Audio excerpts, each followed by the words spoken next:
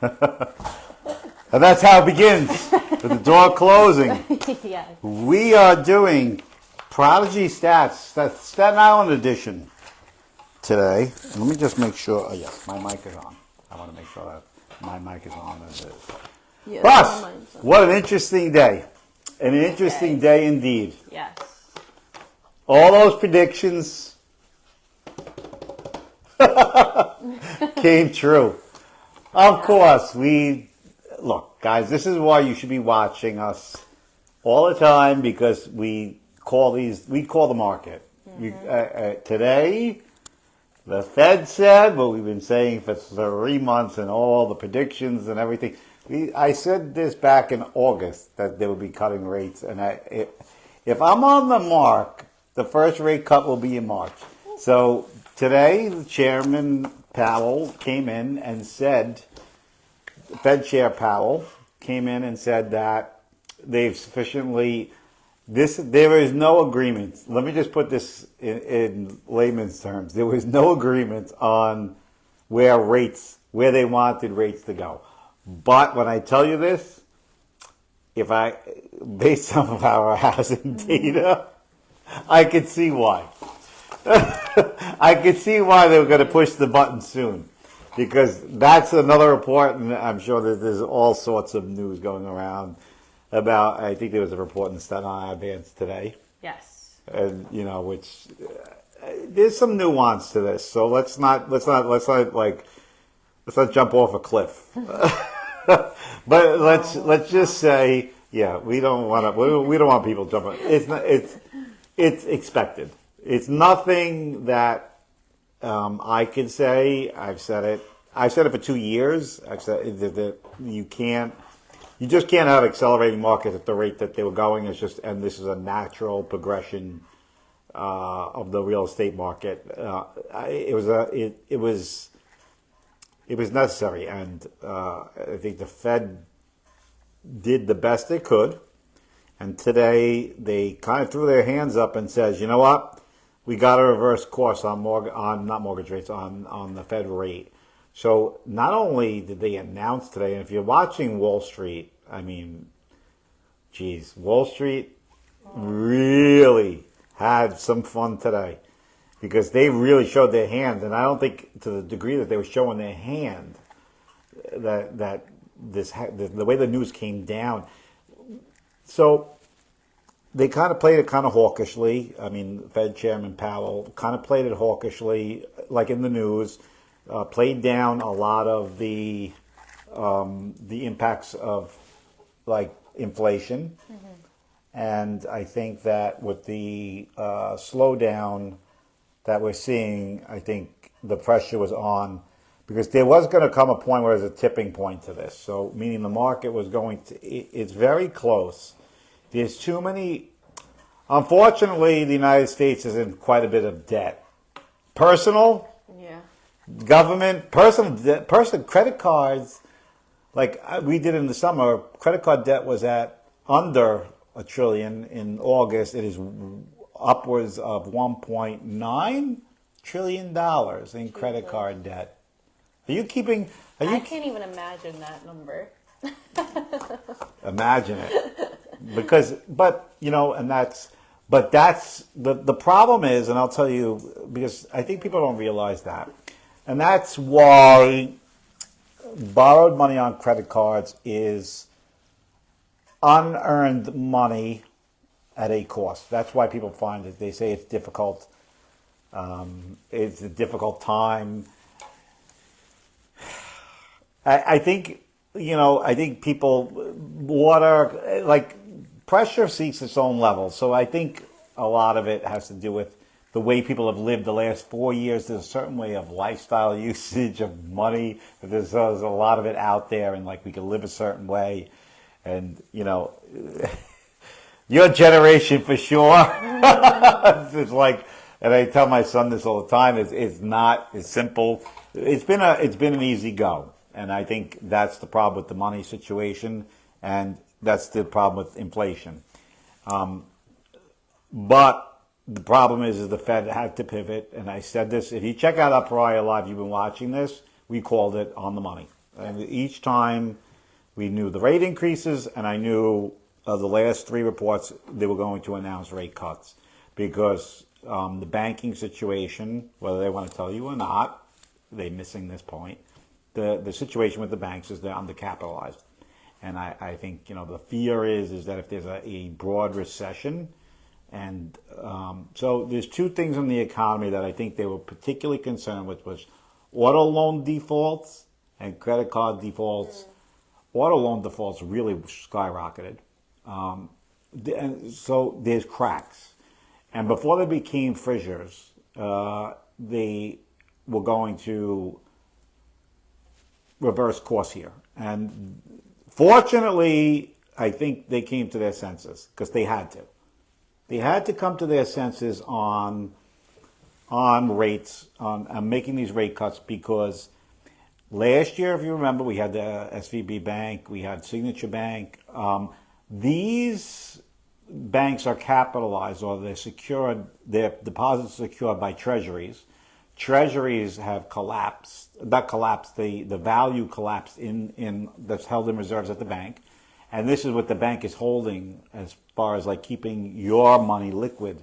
Mm-hmm. So if there's defaults or increasing defaults and like there's a threat that they're not going to be able to make depositors whole, this could create quite a situation that you and I probably don't want to see.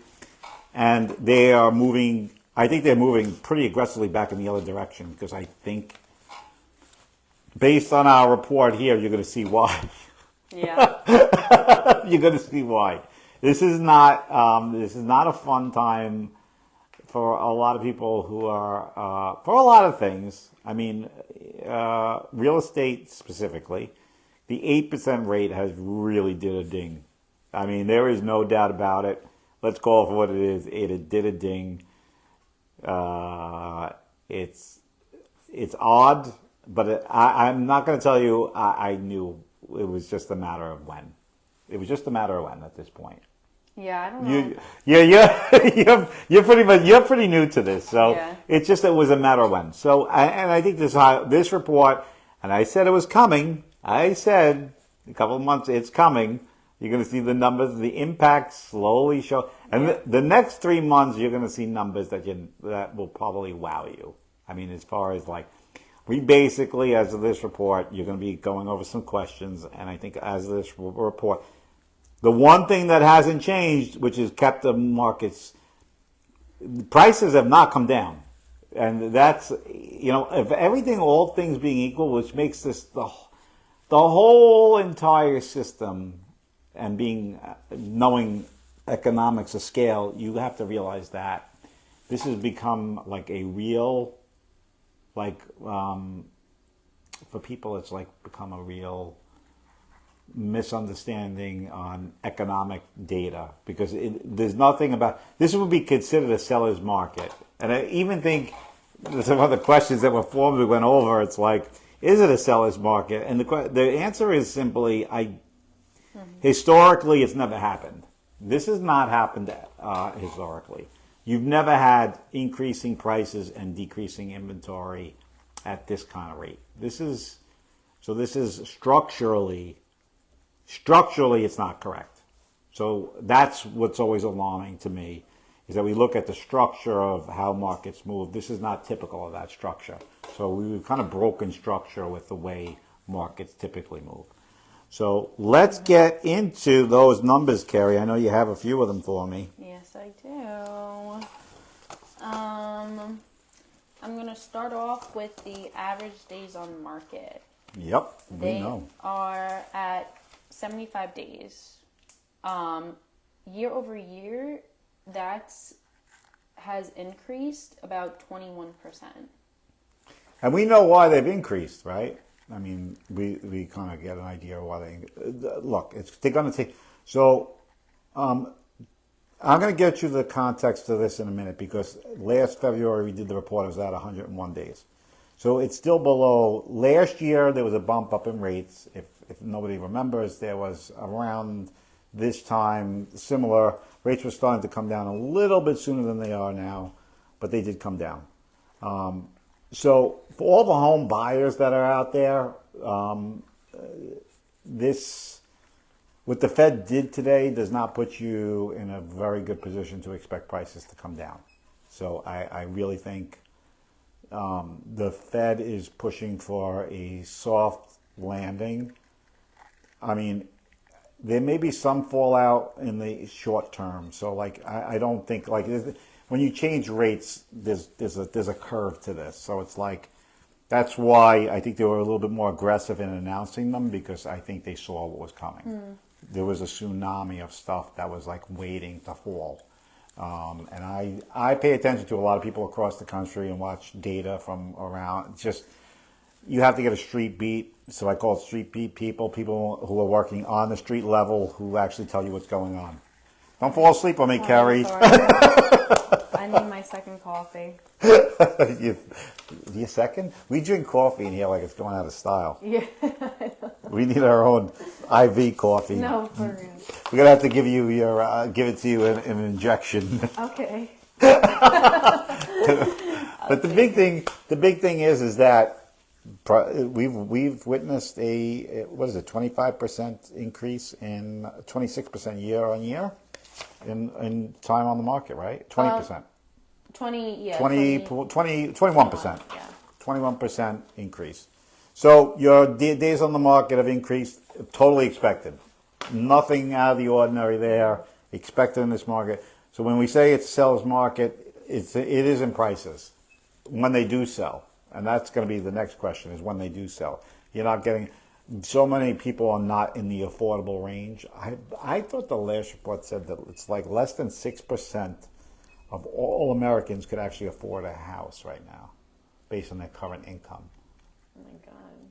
So Less than 6%. yeah, I think it was around there. Yeah, so you're talking, people just, and this is where sellers get this whole thing wrong. There's an idea of like the market. And we still see it today, and it's like I try to paint a very very a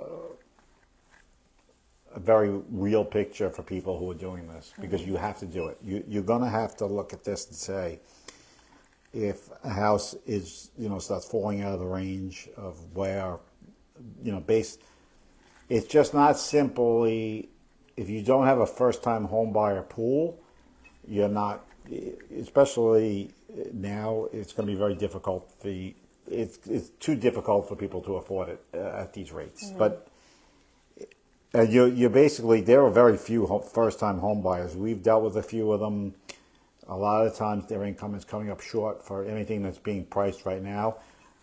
That's going to change, though. It's going to reverse itself, but you're not going to get a break on the price based on what I saw today. So, but we're going to get into what that means over the next few months. I'll get into what the Fed rate cut means for home buyers at the end of this, because I think that this thing's going to change there.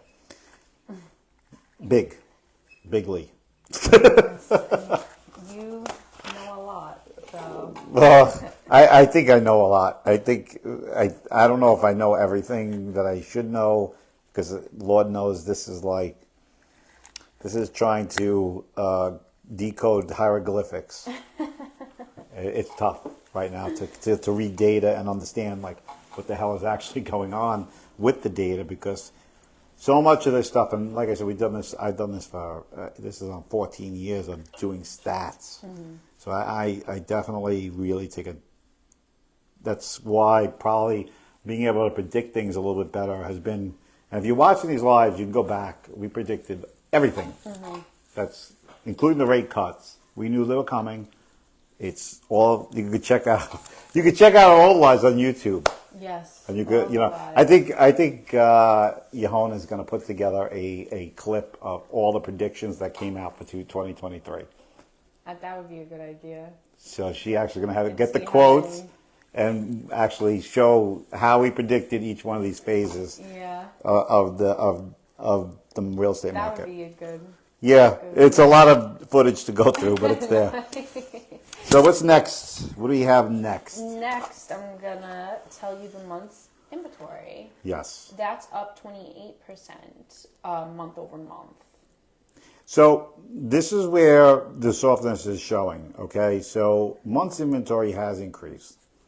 That means a lot of the existing inventory is not selling, and which could be a price pressure point. And we have to watch this because as this market slows, and I'm going to tell you where it's slowing specifically because these numbers came up with something pretty stark.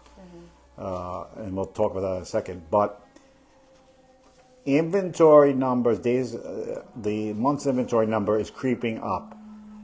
Now that's a downside pressure. It hasn't been realized, and so that is probably the biggest thing right now that I'm looking at. That month's inventory number, if it continues to creep up, then you're going to start. Once you start getting into maybe once this market starts turning over, maybe to like the if there's 5 months of inventory on the market. Now you got to remember, historically, months inventory is how much time it would take based on the volume of sales currently. It would take for homes to completely sell what's on the market. So that means if nothing else came on the market today, there's only, for all the houses to sell out, it would be, what is it, how many months is it? 3.5? Yes. For the month's inventory? Yeah. Yeah. So it's at 3.5. So it take, isn't it? Month's inventory? Yeah. Month over month? No. Oh, what's the year? The year? Yeah. Oh, year over year is at 11%. It's 11% decrease? Yeah. Yeah. I mean, where the 11% decrease, like from year over year, it has decreased because there's less inventory, but now we're looking at low volume sales. So I really want to caution people to say that that's the best leading indicator we have right now is that month's inventory number. If there's going to be downward pressure, it's going to be there. But things are going to change. Today changed a lot. A lot of predictions changed.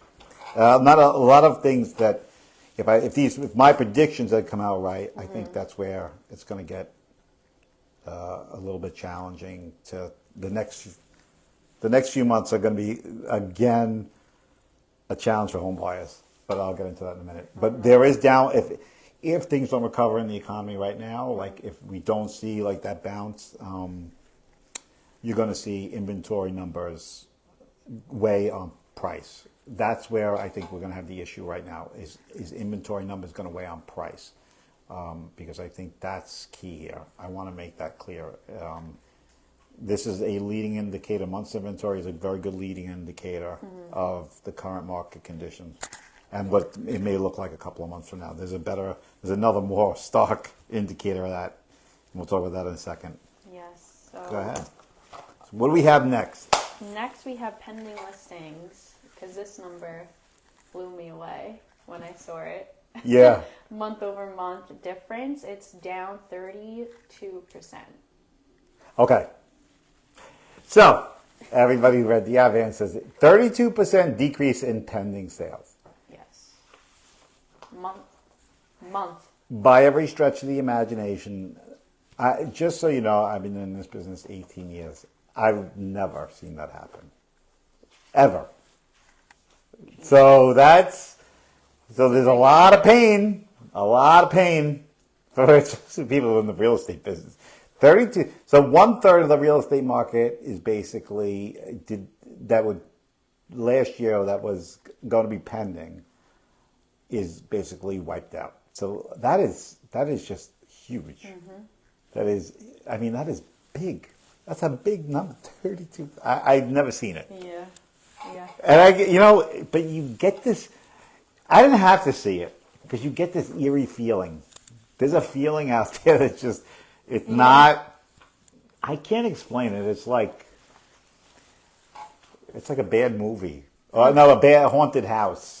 It's just, you might not have seen it yet, but you just know something just doesn't feel right. And that's it. Yeah, I think it is. I think that's when I said, you just kind of knew. I kind of knew. I'm like, this is not going to seem. I mean, thankfully this year, Prodigy Real Estate has done exceedingly well, but we actually did increases year over year in sales, which is that's a big plus Yes. to what we're doing here, and I appreciate our clients who've made that choice. But the big thing is, we're like where we are now. Mm-hmm. It's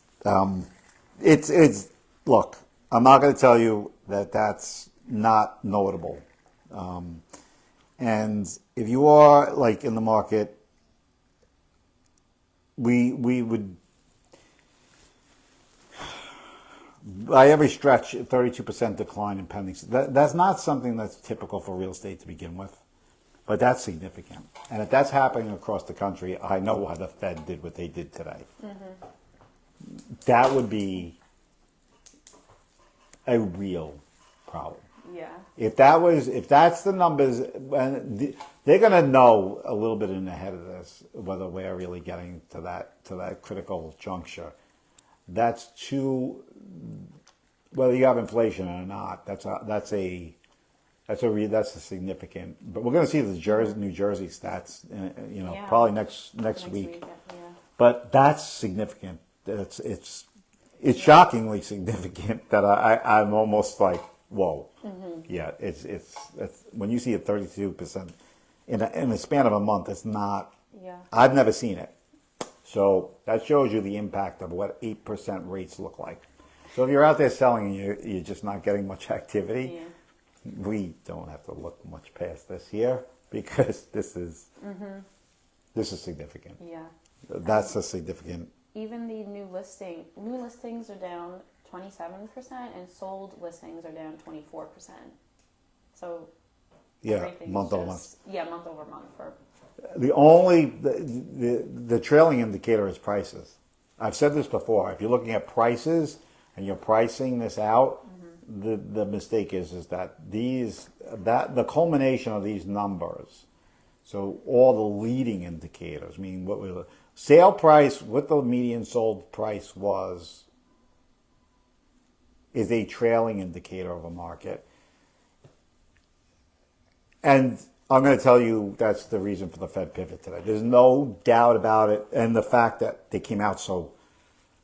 The shocking thing about today is how, for going from very hawkish to very we're opening we're printing money again, almost situation.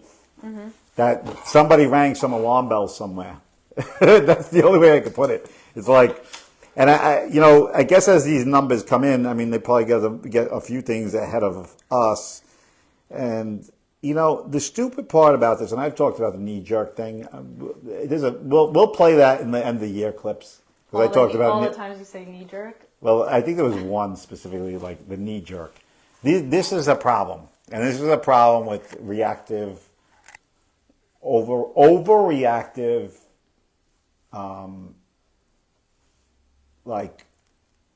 everybody overreacts to everything. Mm-hmm. And the Fed went in interest, this was absolutely handled wrong. Mm-hmm. And my hope is that moving forward, the whole rate, and I'm fully aware of the economic impacts of inflation. But the problem is that it's like, if everything floats, at 2 feet above where it typically floats, you set a new level for people to live at. Yeah. Okay? And if you drop that down just a little bit, you're in for a shocker here. Your people's shock is no, because what's going to do? It's going to impact unemployment. They were trying to kill the employment market. There's no doubt about it. The biggest problem that the Fed addressed or trying to address is to try to increase unemployment. That was the main thrust of interest rates.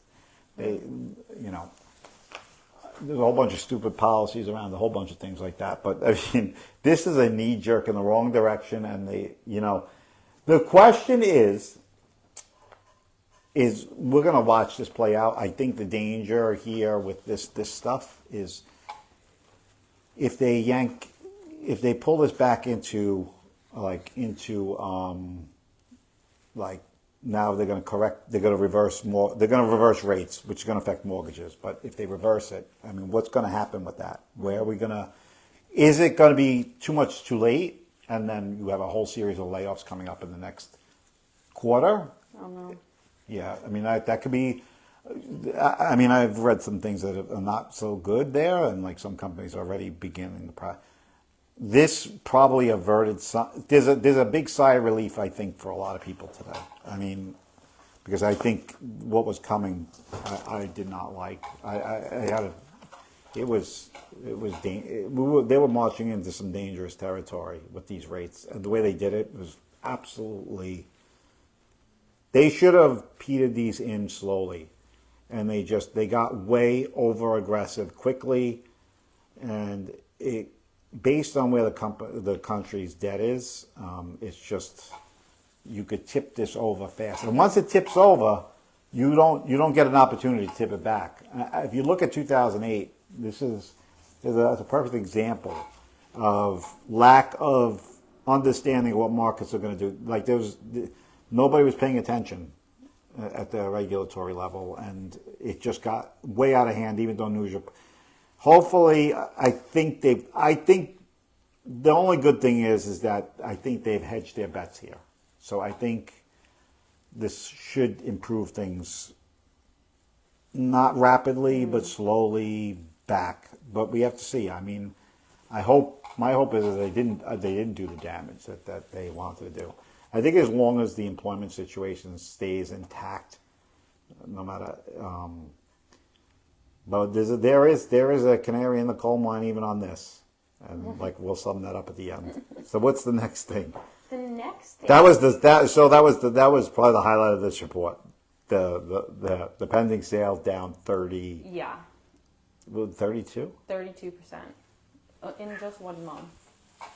Bang, boom. It is down 15% year over year. The pending sales. 15%. 15% is stark. 32% is. Yeah. Look at the alcohol here.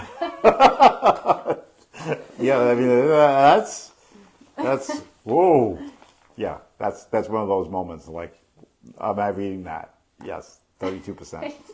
That's yeah. And I think that was kind of reflected in the Advance report that everybody was like freaking out over. But we got to tell you that you don't need paid subscription for this information. I'm only kidding. Right here. Just give us a follow. Give us a like, a thumbs up, subscribe. Yeah. So what's the next piece of the next is that the sold medium and sold average listing have both increased. What's the percentages? So sold medium listing has increased month over month 6.23. It's actually the 6%. Same year. 6%, yes. Same year over year too. And the sold average listing has increased month over month 1.75%.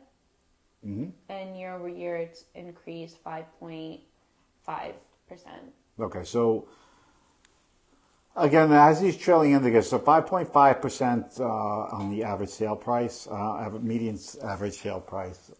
Correct? Is it the average sale price or is it the median average sale price? So those were both of them. Okay. Like they both had increases.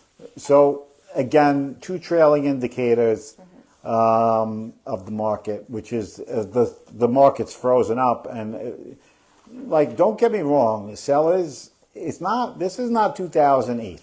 So let's stop with that talk. Like, like we're at 2008 and something preceding 2008, or like this is a structural, and when people talk about markets, and one was a consumer based default situation, which it started from the bottom up. This is a structural problem, and I want to clarify. So people who think, we're going to get markets, while they have similarities, and everything has its similarities, this is a more systematic problem at the top.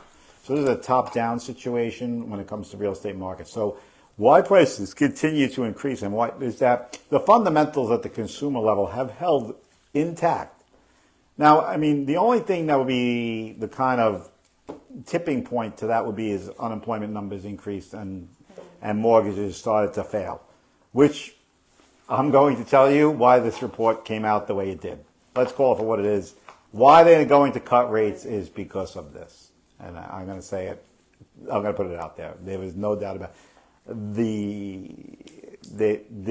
This was shaping up to be pretty bad if they didn't do this. And I've said it in other lives. I'm not going to retreat from it.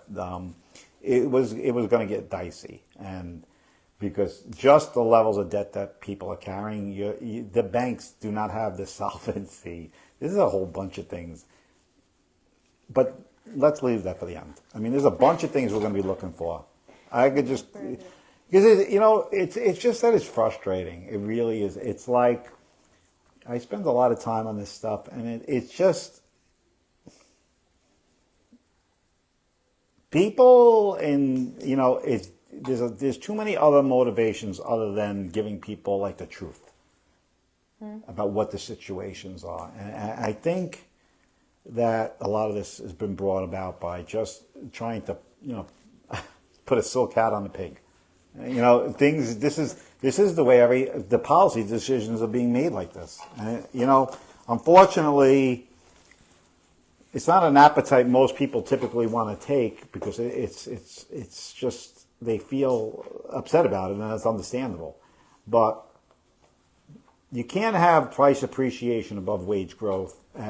You can't, and it's like, and I deal with this a lot. It's like, well, my house is, what we think our assets are worth is basically what the person's willing to pay for it. So it's just, intrinsic value has no value. I mean, when people decide something is worth in their head and what someone's going to pay for it continuously gets out of line. But if only 6% of the market is able to afford a house, I don't think you could expect anything more than what's going on here, which is sales are going to slow. So, I mean, should we be shocked at this decrease in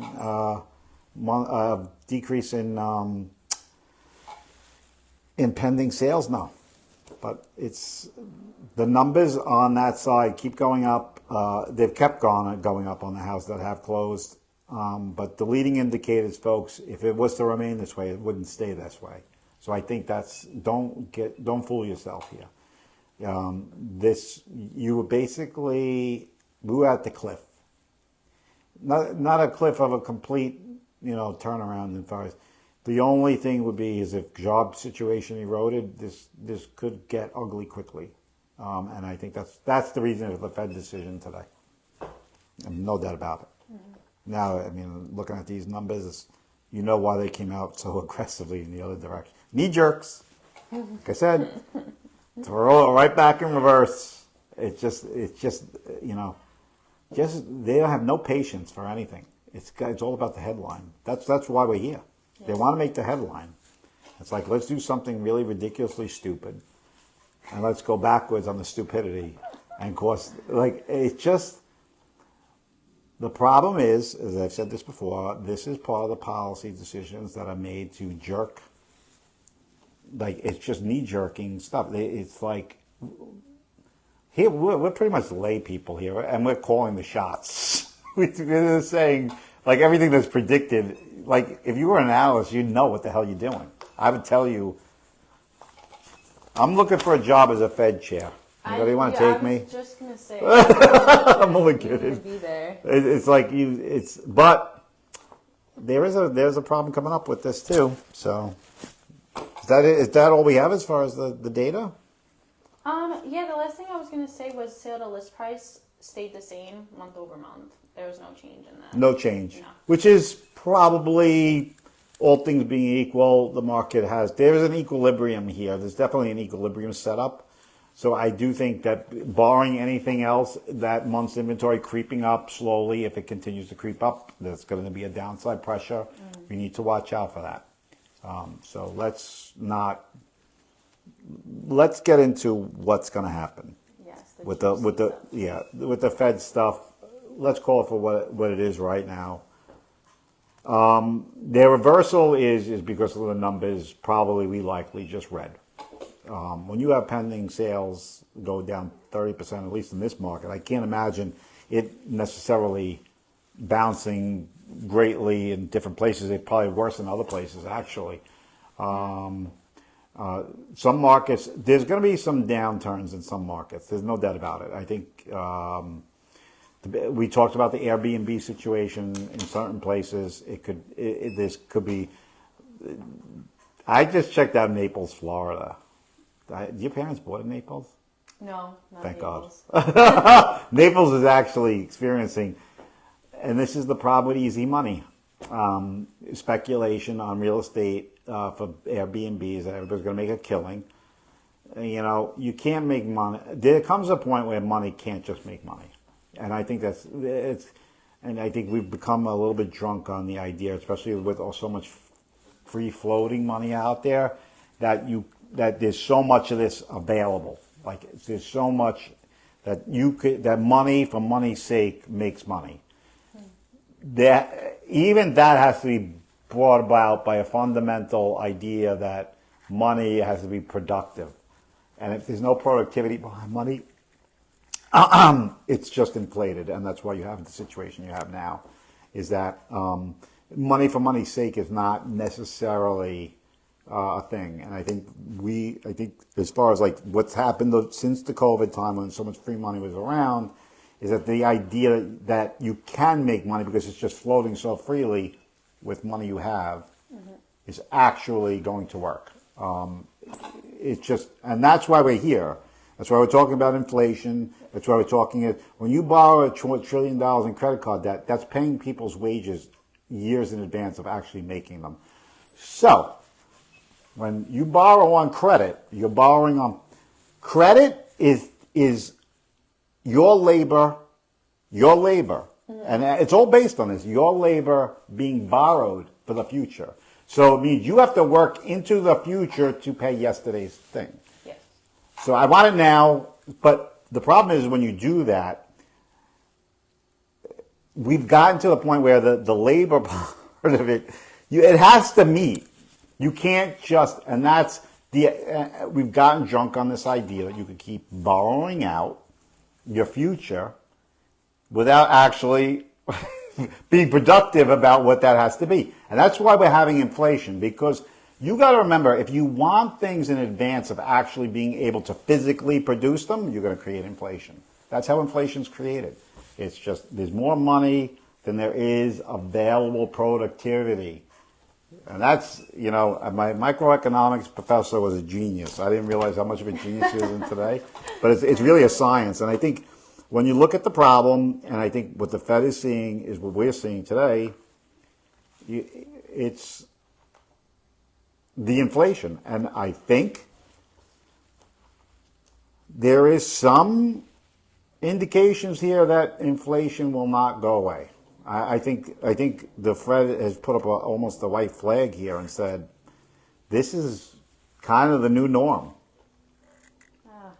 Yeah, you may not like it. No. Well, and I think what they're basically saying is we could allow for a now manageable. They're not going to get down to their 2% target, and as soon as those rates, as soon as the mortgage, if nothing happens with job market, let's say all things being equal. And whether the job market is as real as they say it is or not, I beg to differ what's being officially reported. But because you have just go on TikTok and you'll really get the truth. It's just, it's become a good news source now because Lord knows I can't stand all the stuff that I see. It's like, there's nothing makes sense. Come on. Like, you've got to be joking. Like it's really there's not much real teeth to some of the stuff that's being reported in terms of like economic growth, GDP growth. This is all like I don't know what the hell they're talking about or where they get there. It's just at the street level when you deal with numbers and there's no real like where is this stuff being filtered through? I don't know, but there's a sense out there that it was getting dire. and it's not. It's kind of scary for people, and because it's like their future. It's like their future becomes cloudy and uncertain, and that's not a good thing for people. So this latest news is they're going to pivot backwards, and I do think it's in time. I think they'll get the desired result, which is the prices of houses are going to go back on the rise again. So what's going to happen is as soon as these rates drop, this is significant in terms of like where the housing market. You're going to get another jump in home prices. So if you're out there selling, I think you heard the best news you've heard all year. It's time. Now they may pivot backwards after they see this is going to be. I had said in the last one, this is what they're going to do at rates. It's going to be like this. They're going to up and down, up and down. They're not going to keep things stable because I think what's going to happen is it's like they're trying to pump the brakes now, and it's like they're doing everything. Because they're just, oh God. I mean, you think of the stupidity behind some of this stuff. You know, they use history it's. They use history. I think it's the Volcker effect, where they just come in, and I'm not sure I got the right name, but it's they came in and very aggressively rose interest rates during the 70s to help hedge inflation. Like if you're using a playbook from then, you're just and I think I think they try to make names for themselves, some of this stuff. Like, they literally try to make a name. So, I think somewhere someone is like, maybe I'm interested in creating a name. I'm the one who stopped inflation being out of control. It's so stupid and silly that it's like, it's like they do it for posterity's sake. I don't even think that it makes any sense. It's like, well, I'm going to be the guy they're going to name this latest thing after, and it's just dumb. And this is going to be...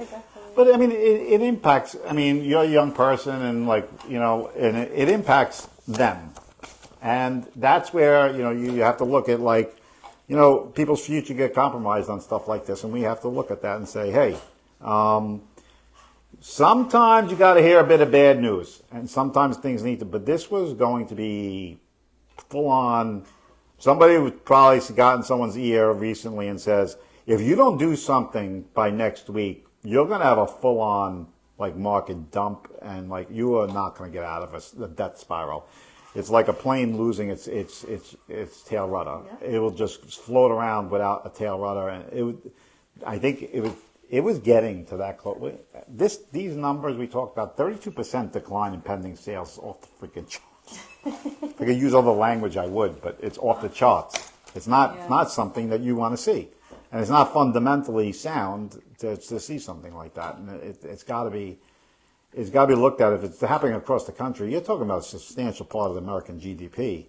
You could create such and whether you want to call it a bubble or not is unimportant. Housing prices only reflective of egg prices and juice prices and every other price. It's not like you're getting more for your house. You're getting inflated dollars for your house. So.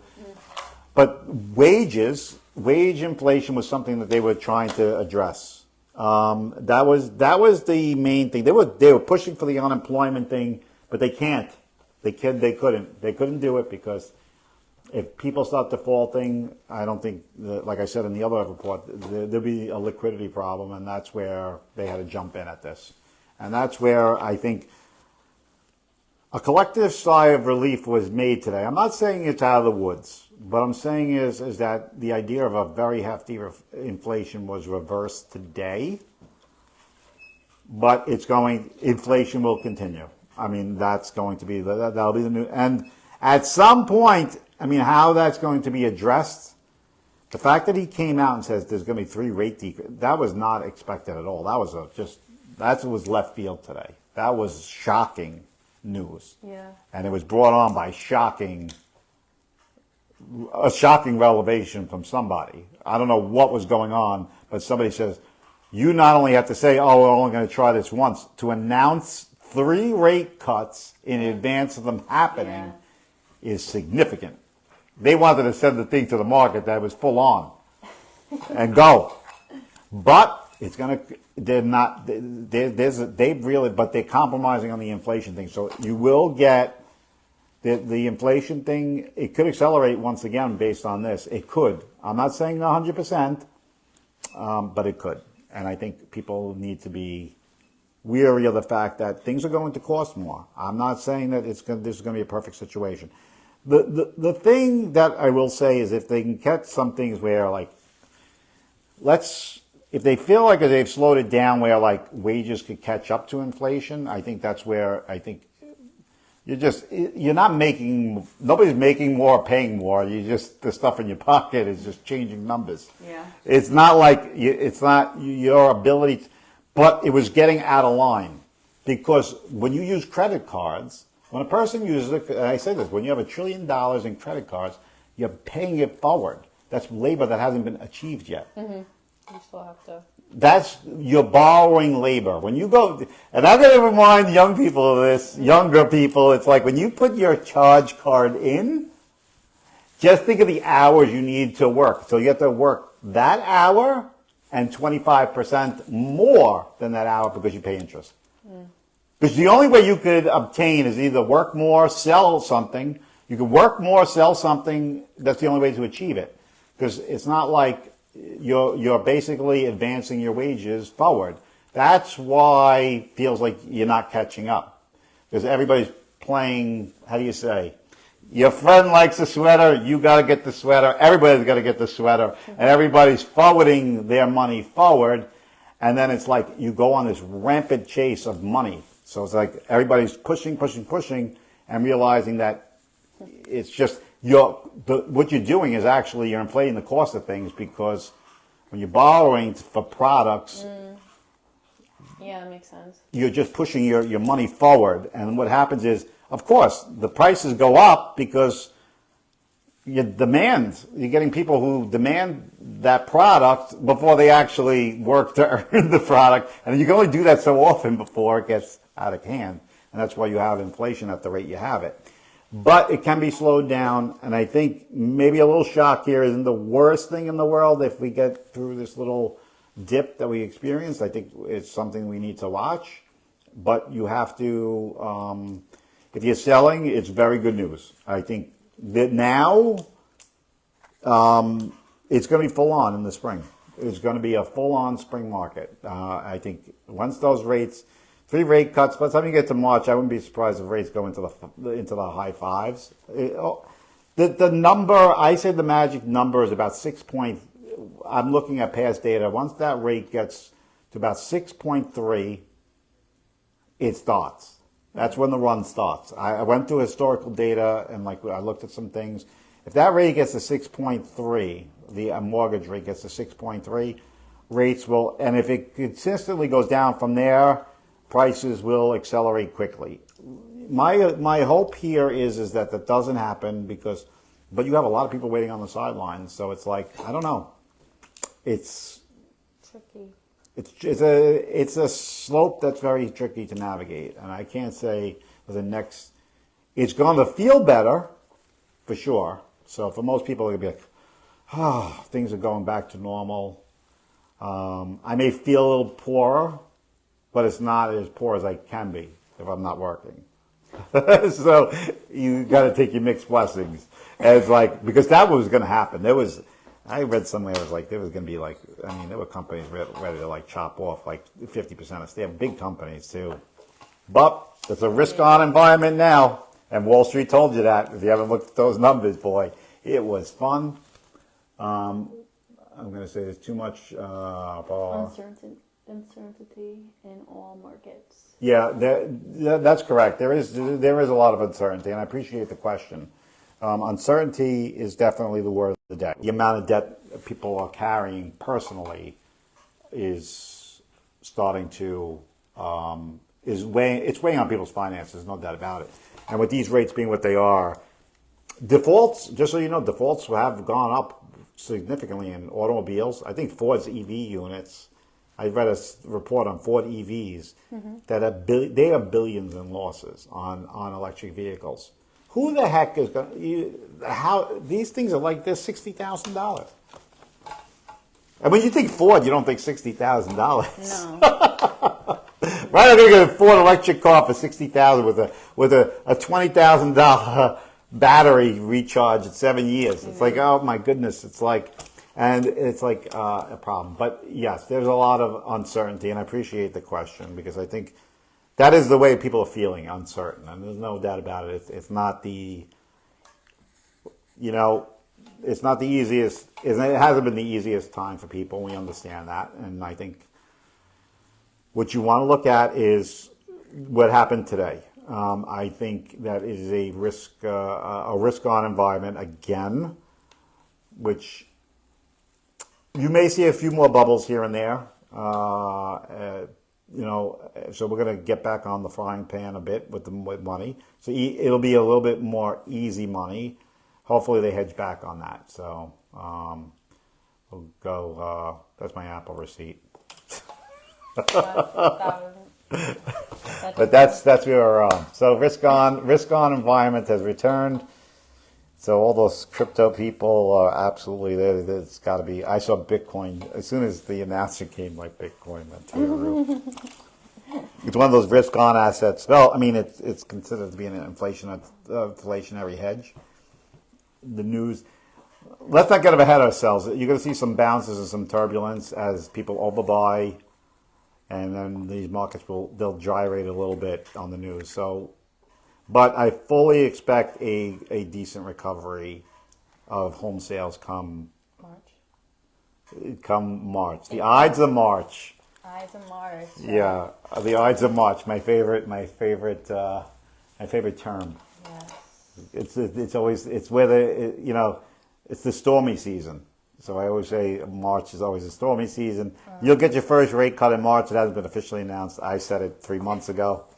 If you wanted to watch it, you could go see. We said that the rates would be cut. And yeah, check it out. Keri's going to do some homework. She's going to have to go through 60 hours of video to find that. Can't wait. Yeah, you can. I'm sure. And we have a bunch of new people coming on board, and we're going to be excited to have a few. Yes, there'll be some faces. Yeah, it's going to be like I said. And this year was fantastic for the most part. 35% decline in interest rates. My employees probably saw a little bit of a pale face a couple of days this month. But it's not the easiest of times, and it's always concerning. It's like, where does it stop? But I think we've come up to the idea that part of it stopped. We're going to have to deal with inflation moving forward, and that's where we're leaving it. We'll see how things pan out in the next month. For December. Yeah, but uncertainty, folks, was the word of the day. I think you should be a little bit relieved that this kind of happened. I don't think. Listen, I still think the inflation thing is going to be the problem. So I mean, as much as uncertainty has been created, we're going to have to deal with this long term somehow. And that's something that's going to have to be addressed, but. It can't be addressed now without causing damage. So that's where we're at. All right. You have a great night, folks. We'll be broadcasting live from Diker Heights tomorrow. Yeah, tomorrow. Check out our TikTok channels, right? TikTok. Yeah, TikTok. We'll be live on TikTok. Yes. But you can check out Instagram, Facebook. TikTok is always fun. Yeah, we love TikTok. We do, but we've been a traditionalist with Facebook Live. It's been something. It's one of those old time things we've done. But anyway, if you have a question about real estate or you want us to address something, let us know in the comments. Shoot us a message, or give us a call. Us. Yep. That's it. Keri will be happy to pick up the phone. Anyway, that's what we have for tonight. Have a great night, folks, and we'll see you Friday next. Okay? Yeah. Have a great night, folks. Good night, guys.